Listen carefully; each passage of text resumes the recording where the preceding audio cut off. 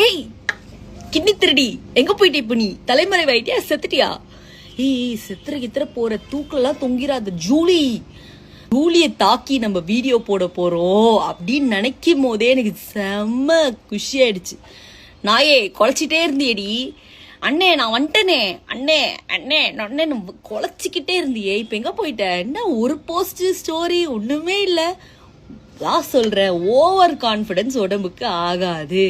சொன்னா ஜூலியக்கா அலங்கார பந்தலிலே போட்டானுங்களாம். சும்மாவே உனக்கு பிக் பாஸ் இருந்து வரும்போதே வச்சு செஞ்சானுங்க. வெள்ளை கில்ல வந்தினா உன்னை கிழிச்சு தொங்க விடுவானுங்க, கல்லால் அடிச்சு கொண்டுருவானுங்க. பேசின எனக்கு ஒரு 150 மெசேஜ் ஜூலியை விடாதீங்கன்னு. நான் சும்மா இருக்க மாட்டேன். இதுல வேற நம்ம லீடிங்ல இருக்கோம். சூலியக்கா விடுவேனா?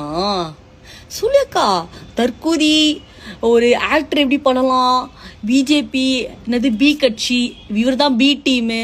இப்ப எங்கடி போன? வாடி இப்ப வீடியோ போடுறி நீ. ஜூலி மரியா ஜூலியில கீழே டேக் பண்ணுங்க கைஸ். டிஎம்கேக்கு மட்டும் சப்போர்ட் பண்ணி பேசியிருந்தா கூட உன்னை விட்டுருப்பானுங்க. ஆனா நீ விஜய சீண்டிக்கினே இருந்த பாத்தியா? இந்த சீண்டிக்கிட்டே இருந்தல, அதுக்குதான் உனக்கு வச்சாங்க ஆப்பு. இதுக்குதான் ஓவரா ஆட்டம் போடக்கூடாதுன்னு சொல்றது.